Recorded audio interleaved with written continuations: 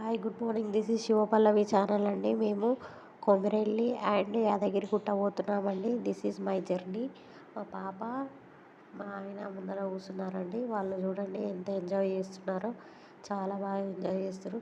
Subscribe చేసుకోండి నా ఛానల్ని, షేర్ చేయండి, కామెంట్ చేయండి. నేను వీడియోస్ చేయట్లేదు అని అనుకుంటున్నారు. సో దానికి ఏంటి అంటే కారణం చెప్తానండి, త్వరలో చెప్తాను.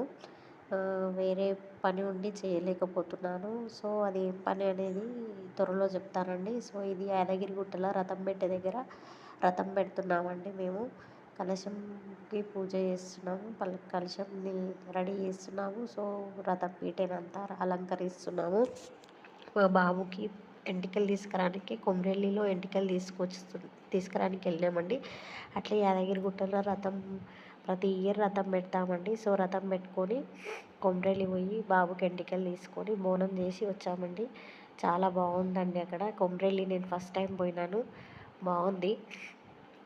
రథం పీట దగ్గర మా బాబుకి కంకణం కడుతున్నాను నేను. రథం పెడితే చాలా మంచిదని ప్రతి ఇయర్ పెడతామండి మేము. సో అలా ఉంటుంటే బాగుంటుందండి. నా వీడియోస్ చూసే వాళ్ళందరికీ థ్యాంక్ యూ సో మచ్ అండి.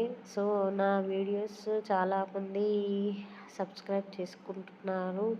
సో సబ్స్క్రైబ్ చేసుకోవాలని కోరుకుంటున్నాను. ఛానల్ని సబ్స్క్రైబ్ చేసుకుంటూ ఉంటే నేను ఇంకా మరిన్ని వీడియోస్ చేస్తానండి. సబ్స్క్రైబ్స్ పెరిగితేనే అండి ఎవరైనా వీడియోస్ తీయాలనిపిస్తుంది. సో చాలామంది వీడియోస్ తీయట్లేదు అని అనుకుంటున్నారు. వీడియోస్ ఎందుకు తీయట్లేదు అనేది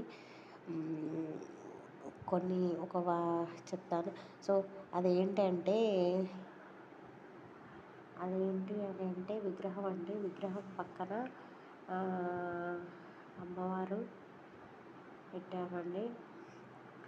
సో చెంబుకి అది అందరికీ తెలిసే ఉంటుందండి. ఇంకా నేను కొత్తగా చెప్పేది ఏముంది. చాలామంది వచ్చారండి. ఆ రోజు సాటర్డే అండ్ సండే ఉండే కాబట్టి చాలామంది వచ్చారండి.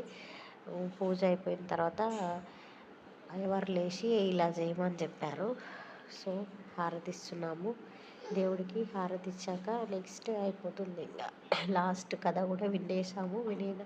5 కథలు ఉంటాయి. 5 కథల తర్వాత నెక్స్ట్ దేవుడికి హారతి ఇస్తున్నాము. హారతి ఇచ్చిన నెక్స్ట్ అన్నీ అయిపోయాక అయ్యవారు వచ్చారు, ఆశీర్వదించారు. ఆశీర్వదించినాక నెక్స్ట్ అయిపోయిందండి.